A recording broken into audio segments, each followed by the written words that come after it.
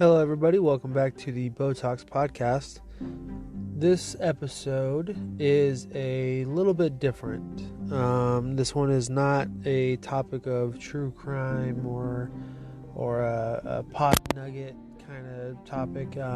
This is actually a much more personal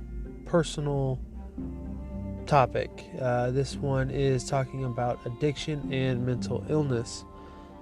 And the person who I talked to today is actually my mother, someone who also is in that realm of addiction and mental illness. So I hope you enjoy it. If you yourself or someone you know is struggling with addiction, I know times right now are a little more difficult with the whole coronavirus thing going on, but try and get some help. The first step to knowing that you have a problem, if you're listening to this, is knowing that you have a problem and finding help to better yourself for yourself as well as your friends and family. In my opinion, is always the best thing to do. So I really hope you enjoy this. Again, this is a very personal episode. So a lot of the stuff wasn't really scripted. It also, like I said, because of the coronavirus, we had to do this kind of over the phone. So you'll hear the major audio discrepancies, if that's the right word that I'm trying to use. It was actually really good, though. I actually, not gonna lie, I actually learned a lot about my mother as well. So I hope you enjoy it. Today's episode is with my mom, Stacie Salinas, and we talk about addiction and mental illness. All right, hope you enjoy it. Real quick, a little bit of a heads up. I had to do this podcast remotely, as I said before. So you'll hear a bit of a difference in audio, and you'll also hear unfortunately, a pretty big delay in some of the questions and answers. You'll hear me answer the question, you'll hear me ask a question as the answer is being given. It was a bit odd, still something to work around with, so I apologize ahead of time. But it's not for the entire episode. It is just for the first 15 to 20 minutes. So again, I apologize ahead of time, and I still hope that you enjoy the show. Thank you.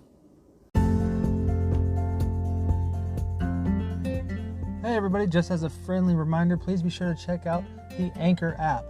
The Anchor app is totally free. It's how you can create a podcast. As a matter of fact, that's how I'm creating my podcast.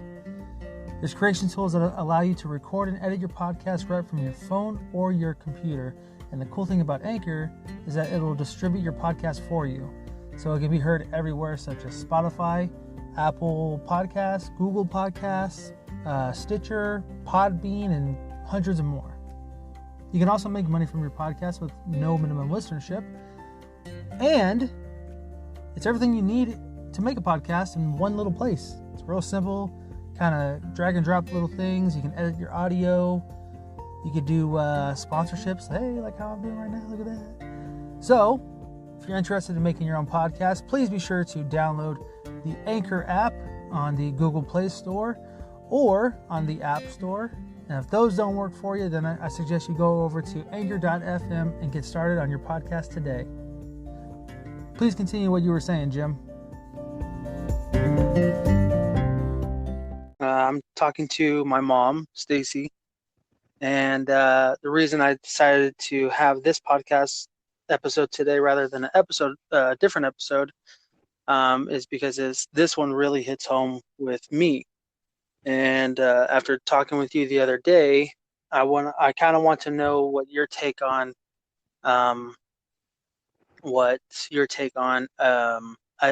addiction and mental illness is. And the reason I bring that up is because I know that you've struggled in the past with both. Yes. So to kind of kickstart this thing, could you give us a little, people who are listening, people who are interested, um, a little introduction about you? Like, what's a little brief introduction that we can know about Stacie? I'm 49 years old. No, I'm just kidding. I'm 50 and I'm your mother. And I'm from Alameda, California. Okay. All right. I like to work hard, take care of my kids. Okay. Yeah. And so the first question that I want to ask you is, um, when did you first try a drug or a drink? Like, what was your first experience? When I was about 5 years old, I stole little roaches from my mom and dad and learned how to use a match and tried smoking a little bit of weed that way And at a for really, really young age. and for someone who doesn't know, a roach is basically the butt end of a joint or a blunt, right? Yes, this is true. Okay. And so you said you took them from your mom and dad, my Nani and Papa. Um, were they heavily into marijuana, or like, was that all that they were? Like, what's kind of their background? What started them with marijuana? As far as I know, it stemmed from the 60s and the 70s. But yeah, they liked marijuana a lot, especially my mother. Were they I hippies? watched her very much so. They were hippies. They had some crazy experiences with drugs, with friends, with family members. Their life was definitely very different than what.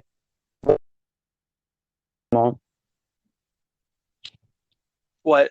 Sorry, your phone the connection kind of broke up. You said their life was different than what normal people would call normal. Yes, Okay. my earliest remembrance of things like that, realizing that my life was different, was when I was around 5 years old. Also, What? growing up in Alameda, everything seemed pretty normal until I hit 5 years old. And my first memories of um, life being different was when I was 5. And by the time I was 7, I was smoking cigarettes and starting little fires What? on the side of the house to cook. I thought I was pretending and cooking, playing with matches. Is that why you didn't like me playing with fire? Exactly. Exactly. So Now, what exactly?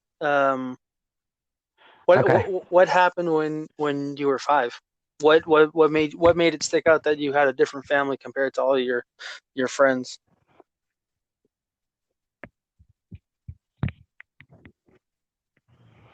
My dad stopped working and he used to drive a truck. And that was really fun from a young age. I don't know, 2 years old, 3 years old, up until I was 5 years old. And then he stopped working and chose a different line of work. And that's when everything changed. My father didn't go to work anymore. He stayed home, and friends came over, and it And was just a for party every kind of single like day. reference, this was like back in the 70s, right? Because you were born 1970. Yeah, yeah. This was from 75 to 78, where it was probably when the most no, up to 1980. 75 to 80 was like definitely an experience, living with my parents and being in an environment like I was in. I didn't understand it all really until In 2010 Okay. is when Well, I before realized what we get my there, life was really like. so your first drink, you said, or your first drink or drug was marijuana, right? Or your first experience was that? What was the feeling for you? Did you feel any Yeah. like? Did you feel something when, like for instance, with marijuana, people say marijuana is a huge gateway drug. One, do you believe marijuana is a gateway drug? And two, what was the feeling that made you be like, oh yeah, I definitely want to keep trying this? Yes, I do think it is a gateway drug. It can be a gateway drug, even though it's legal now. But yeah, it's a gateway drug for sure. Um, What was your feeling and when you what was first the other part of the smoked question? marijuana? Like what made you go back to it like this is what I want to keep doing until the end of time?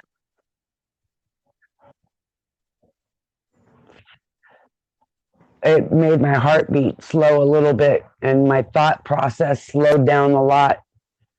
My mind used to spin and spin, and I wasn't able to sleep. I had lots of dreams and stuff like that when I was really little. And watching the influences that I had, just watching them made me want to try it. And I acted like they acted. I don't actually remember um, when I was smoking the little roaches around that age. I don't remember ever having like a feeling other than feeling like I was doing something wrong. And if my mom found out, she was going to kill me. And she did. And she did. She found me smoking that and Jesus. It's cigarettes at so 5 years old. what so, and what you're saying is you didn't feel that initial feeling that people feel, whether it's droopiness or munchies or whatever. You mimicked what you saw everyone doing, right? Right. Yeah. I totally mimicked what I saw everyone doing. Later on, it became something different and I had a feeling, but at that young of an age, there was no feeling that I recall. I And just remember going acting like from so that was everyone what around you said me. 1975 the first time. What what was the next thing? Was that alcohol or was that something Yeah. harder? Yeah. And vodka? No, it was alcohol, Ugh. vodka, vodka. By the time I was 7, yeah, it was an And what was that? awful experience. What I'll was that never like? What forget did the you first feel? time I drank alcohol. Oh, I was completely obliviated, throwing up, dry heaving, peeing on myself. It was awful. And all the kids and adults somewhere out in Hayward, I was allowed to go. And I was at some house in Hayward with neighbor friends and their parents, and the teenagers Jesus. snuck out alcohol and got us And all drunk. from that point, did you want to keep doing? Would you rather have kept doing weed or kept But doing alcohol?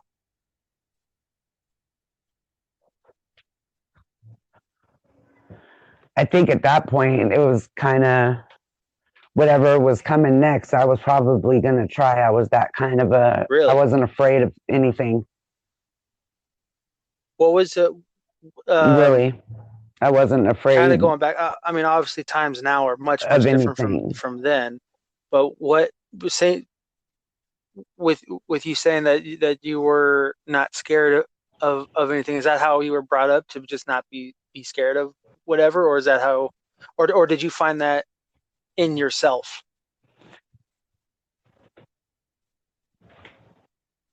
No, I was brought up to believe Like that cowboys? we were living like outlaws. And yes, and like outlaws, my dad swore he was an outlaw, and that's the way he was going to roll, and that's the way we rolled Jeez. So for many years. so kind of going back, and I know I'm kind of all over the place right now. When you said he was a truck driver and that he quit his job of truck driving, was he like a tow truck driver or what did he do?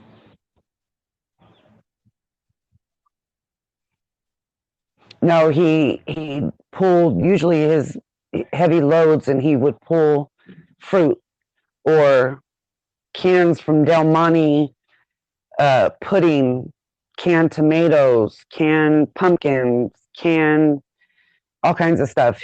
We drive out far out into the, I don't know, the sticks out there and get peaches and strawberries and drive that all back into Oakland and deliver it and do the same thing again the next day. And then he just stopped And working what? and started making money a different way. He used to even bring the truck down the street. I remember one time he brought the truck down the street and we washed it. All the neighbor kids, we were really little. That was really neat and fun. And then not long after that, he Jesus. stopped driving a truck and everything changed. And then from there, after alcohol, what kind of walk me through did anything let me see if I can word this right. Did anything traumatic happen that made you kind of be like, okay, yeah, I definitely want to keep trying this, or was it just like most kids nowadays and just doing it for what is that, a recreational thing?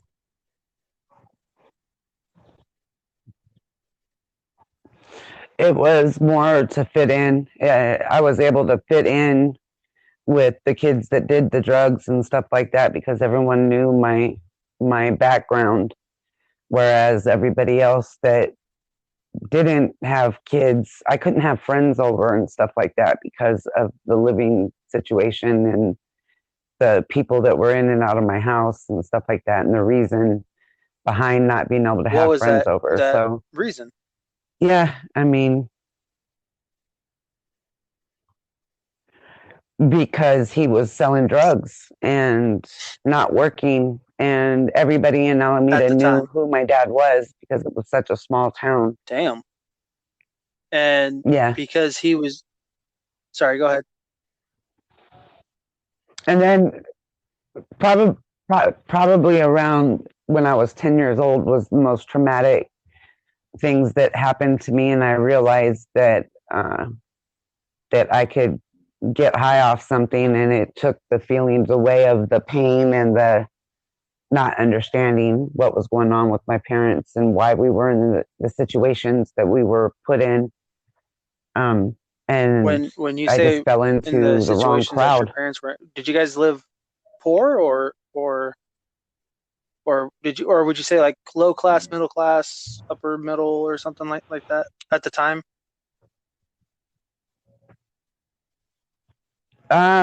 Definitely when I was younger, it was definitely lower class, and and I don't recall a lot of money being around until I got much older. When I got much older, around 10 years old, that's when I started realizing that we had things. My dad had a, a lot of cars and motorcycles and rich You said friends coming Raiders? over, raiders, um, The musicians, yeah, Raider players back the then, Oakland Raiders would come to the musicians, house? yeah, yeah, a couple of them, Casper, and I don't even remember the guy's name, but yeah, my dad had a lot of because really famous people in because his he life basically was the that was the enjoyed was the cocaine. dope man. Did he ever supply anything He to was you, definitely the dope man. or did you find something different? No,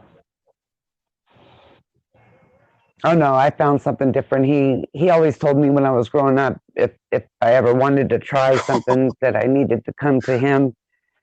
And when I did come to him, he said no, and I went somewhere else. And then I really fell into the wrong crowd and the wrong drug situation, and a really bad time for America, In the really, 80s? because that's when cocaine and crack came about in my life. Jesus. So Yeah, in the 80s. when um when you went and found that, or when you went wherever and got that product from outside source, did you did before then, because it was what, it was weed, alcohol, and then you jumped to something else, or was it also weed?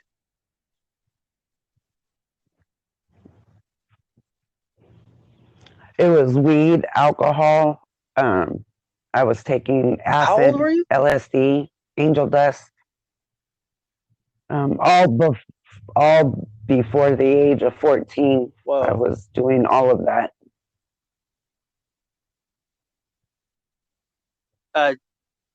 So basically Javen's age. And I was already far gone on the street Wow. by the time I was Javen's age. Jesus. I didn't know you did all of that. And then, Yeah.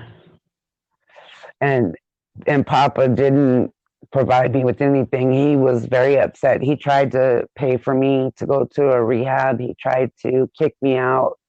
He tried to do all kinds of stuff, but nothing worked. I was which already one? All of hooked those, on the or drug one specific one? pretty deep.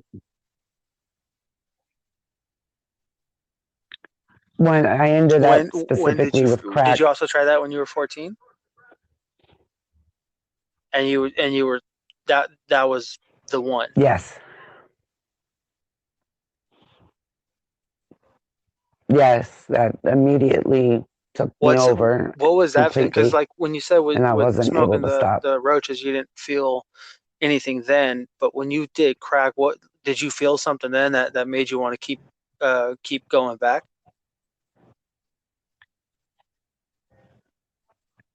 Actually, no. Ironically, no. It did nothing to me. The thing that kept me wanting to go back was the fact that it wasn't working. And I was like, I don't understand. So I'd go buy more, come back, smoke it.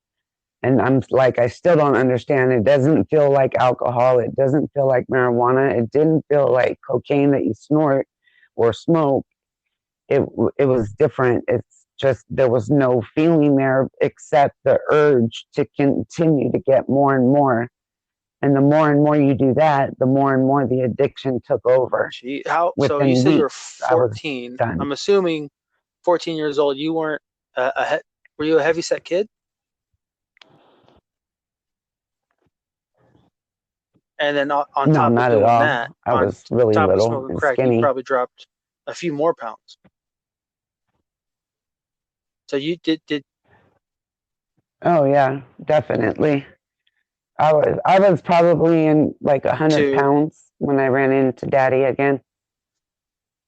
Wearing like sweatpants underneath clothes. I'd wear 2 and 3 pairs of sweats underneath a pair of pants to make myself look bigger. And then when you met Dad, how did that? How did you meet Dad? Were you still smoking crack?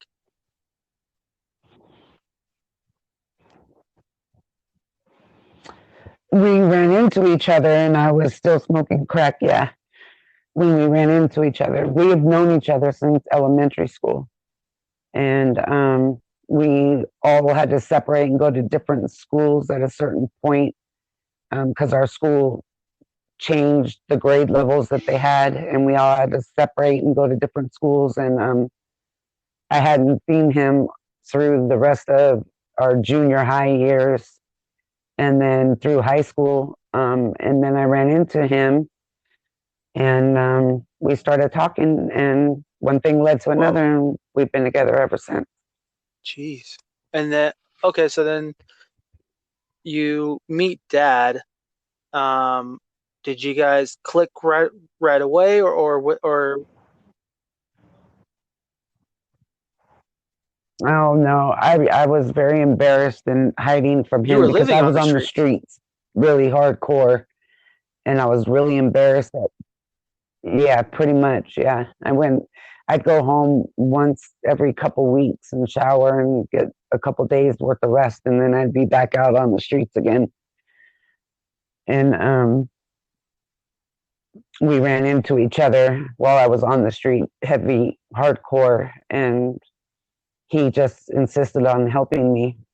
And I gave him my phone number, and he kept calling, and one thing led to another, and we ended up talking, and he helped me through a lot of days of trying to get clean and get off of the drugs. And it finally just clicked. A lot of trials and tribulations in between, but it finally clicked, and I stopped doing it. You stopped doing crack, and my life changed forever.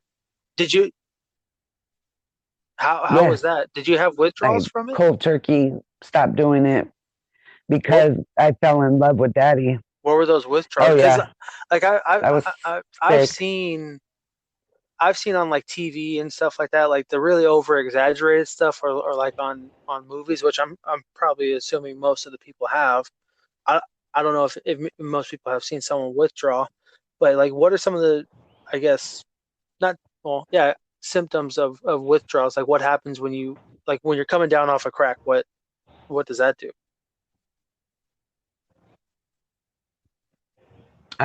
You're just completely drawn. Your body, your mind, your spirit.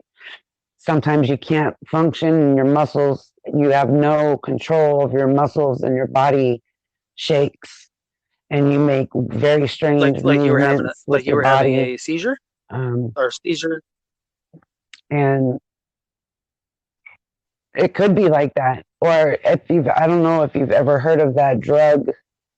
Um, it's called Flocka. I think it's something that's out there nowadays in Florida or somewhere like that, and it's a lot like heroin, um, but the withdrawal is a lot like crack. But you got to understand the concept of each drug.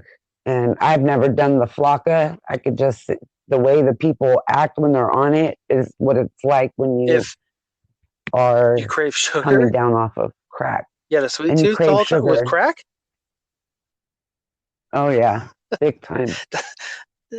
That's Oh kind of, yes, I most thought you wouldn't definitely. eat at all because I mean most Yeah, people that see crackheads, they're skinny. you, you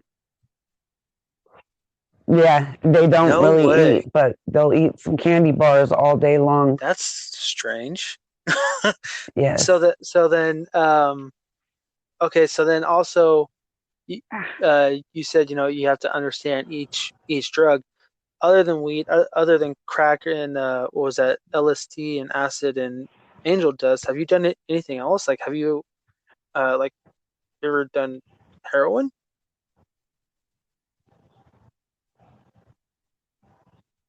Yeah, I did heroin. I liked it a lot, and I chose not to do it again because it was too much. I liked it a lot. It Really? took me out of my body, out of my Did you mind. shoot it up? Yeah, it was euphoric. Well, how there's other ways to, well, I Yeah, mean, a I couple don't want to times. give people ways to do it, but um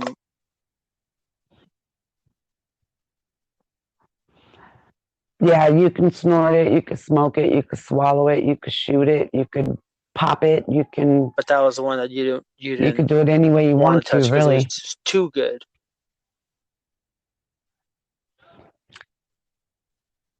Yeah, exactly. How I old were you knew that if when you I did did heroin? that, I was going to die for sure. You were 13 years old doing heroin? Mm, I think I was 13, 14. Holy shit. How did you find that? Yeah. Well, hold on. How accessible was all of these different kind of drugs then?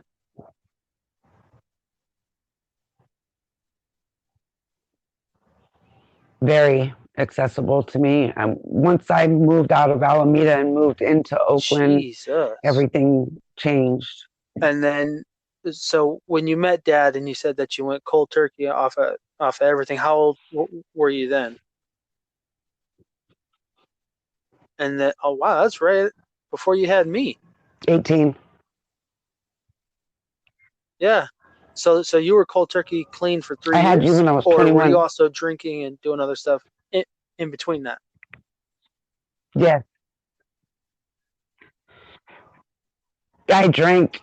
I never had a problem with alcohol, and not a real problem with it like I did with all Until the other drugs until much later in my life. so, Like much later in my life, like over the last five and was years that since Nani more passed away, is when I started so really kind of drinking. to kind of paint a picture for everyone? Um, my nanny passed away. My grandmother passed away. Is that an ambulance? Sorry about that. That was crazy fire engines running down the street. I didn't know what was going on. Thought the It, neighbor's house was on fire. it's all good. Um, okay, so before all that happened, you said that you were clean and sober when you had me, and Yes. then which was 91, and then between 91 and when Nani died in 2015, did anything else occur between that time? Um, just moving to Arizona, I drank for a while, but I didn't think that drinking was a problem, nor did I think it was a drug or anything like that. We would go out, all of the girls, we'd go out, we'd drink. Me and dad would go out, we'd go to the bars, we would drink together. It was always fun and a party with, the family and friends. Right. Yeah, because I remember growing up in Arizona, because what we were out there for 10, 11 years. Hmm.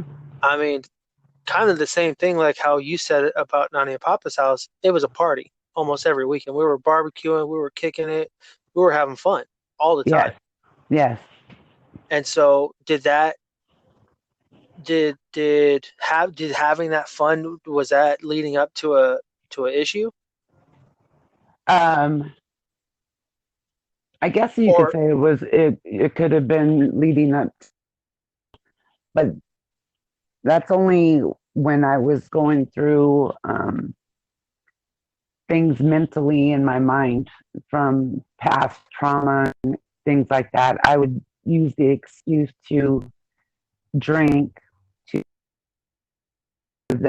take the edge away, and Mhm. um, and by the time Daddy got sick in Arizona in 2008, I would buy some alcohol and drink. Probably when I shouldn't have during those times. Those times were really, really, and I definitely turned to the bottle sometimes to help me get through those crazy times. Mm. Yeah, because I remember from my recollection about you is like I said before, is that you would just be having fun, all of you, from the friends, the family, to you and dad. Yeah, Everyone would be having fun. there.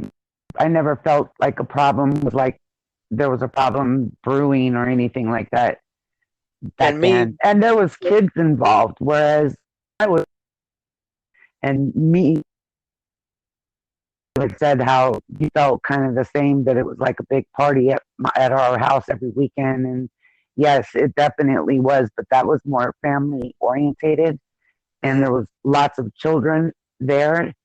Whereas with me, I wasn't allowed to have anybody around, and I was an only child, so I was kind of secluded from a normal barbecue with a whole bunch of kids running around. I would literally You, be in the middle of a barbecue, and I'm the only kid in the middle of the barbecue with my oh, I parents. see.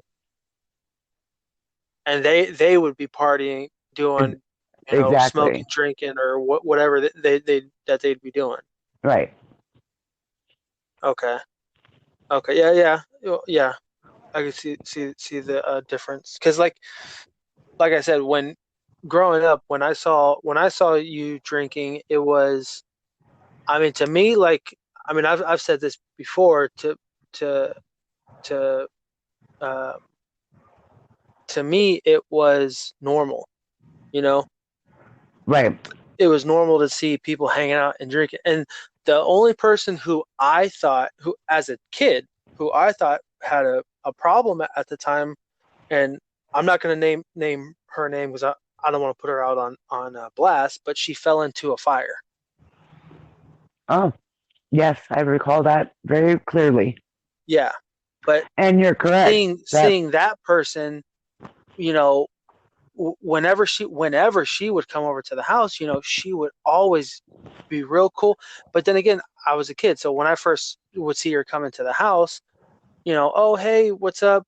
How are you? Oh, I'm fine. And then later, I mean, not even later, hour, 2 hours later, I mean, she would be a totally different person. yes. Yeah. Did you ever get to that point too within that time period? The two in between? That I was a different person. Yeah. I think anytime I drank alcohol, it changed who I am. Hmm. That's why I drank it.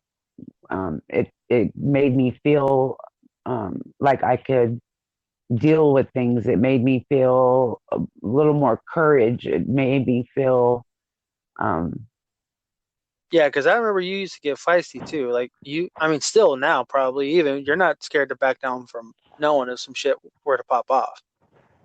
right. Did that also kind of be? Did that were you again? Were you raised that way, or that outlaw mentality, or was that more of just growing up on the actual streets? Both. It was both. I was a bully. I didn't the few times that I remember being bullied, I didn't like it, and I began to bully other people back, and it just stuck. I became that person, and I unfortunately grew up being a bully. Um, but I also grew up on the streets, and I had to fight for a lot. Um, yeah, yeah. I guess I definitely changed me when I drank. In the last few years, that Mhm. losing Nani just put me through a That mental breakdown, and the that kind of alcohol sent sent you over the edge. absolutely. I didn't even know that it was possible to be sent over the edge to that extreme anymore. I thought I was well past that, but clearly I'm not. Right. And I remember, and correct me if I'm wrong, and if you don't want anything out there, just let me know and I could take it out. But were you ever hooked on pills? Yes. When did that was that also between when Dad was in the hospital? Um, Well, 2000, hold on. But before we go any further, 2006. my dad was in the hospital because he had a plethora of issues that led from heart problems to cancer to just a number of different things. So just to kind of put it into perspective for anyone listening. Oh, yeah. So He, you said 2000, so before 2008 when he was in the hospital, 2006. What happened in 2006? that's when my foot first got hurt, and I took pain medication, and then I had all those surgeries to try and fix my foot. And that doctor fed me pain pills like crazy every 2 weeks. Um, and I Every two definitely weeks? every 2 weeks I'd get 120 pills, and I What? definitely took those pills. Yeah, that was really painful. And 6 surgeries later, um, Your foot's still not fixed. right? But I don't have to take meds like that anymore for it. I take Yeah. meds. I take different meds for different reasons now, where I didn't take And any meds before. Now I take meds for pain, and I also have to take meds for my mental health. and we'll get into the mental health in a few minutes. But when you hurt your foot, did you break your foot, or like, because I know what happened, but what, kind of break it down for someone who's listening. Um, we had a gathering at the house on Desert Cove the night before, and In Arizona? yeah, in Arizona, and everybody had flicked their cigarettes and whatever trash in the fire pit. And I was cleaning the fire pit, and I lifted up a rock to pull it out so that I could sweep up the ash and try to get a dustpan down into the fire pit to get as much ash up as I could. And I took a step backwards with the rock in my hand and stepped on one of Jabin's little toys, and the rock fell right on my foot. Did it break any of the It bones? smashed my big toe on my right foot. And then I blacked out. And then Latanya came, got me, took me to the hospital, and they drilled a hole in the top of my toenail to relieve the pressure. And Oh, then, yeah, that was extremely, everything went black when that rock hit my foot. I didn't know that. Oh, I'm picturing a drill going into your foot, and I don't want to picture it. right into the middle of my toenail to relieve the Oh, pressure. I stubbed my toe the other day, and that shit hurt. Oh, yeah. Ah, Papa stubs his shin right now all the time on the tables. He walks right into the tables, walks right into the plants. he's. I'm trying not to laugh, but he's definitely older. So the dope man is now older. He's much older. When I just saw him, he himself has had a number of health issues too. Yeah, Did he's that 77 now. and do you think most of that where he's at now, maybe not most, but a good chunk of it, do you think that was contributed from his drug use back in the day? Oh, definitely. Definitely. I think How, he's aging very differently because of that and because of my mom not being here. yeah. Damn. So, okay, so going back to the pills, what were they just regular painkillers or were like these like that strong heavy stuff? No, they were just regular painkillers. I never had the strong, heavy stuff. Did you ever dabble into those like you did with, weed and crack and all of that stuff? No, Never? no, no, because I'm still to this day too afraid to ever be back out on the streets. So I would never go further to anything. If anything makes you feel like heroin, I wouldn't take it. And that's what most of those pills do to people, and I'm okay with Yeah, that. most of those pills, I that's don't like need pure that. heroin from what I've heard. Right. And I won't go anywhere near anything like that. Jesus. And then so from I guess you said 2006 did from moving forward, um again I kind of know some of the, obviously growing up with it, but when did you know, um when did well first off, did you know that you were a a addict, uh obviously being hooked on crack and then coming off of it, and then B, were you ever hooked on the pills? Like, did you know that you were addict of pills? Um, I'm sorry, repeat that again. Did you ever think that you were a addict from the time from using crack? Did you ever consider yourself as an addict of crack, and then going from crack to pills? Did you ever consider yourself an addict to pills Yeah, yeah, in 2010. in 2010? Yeah.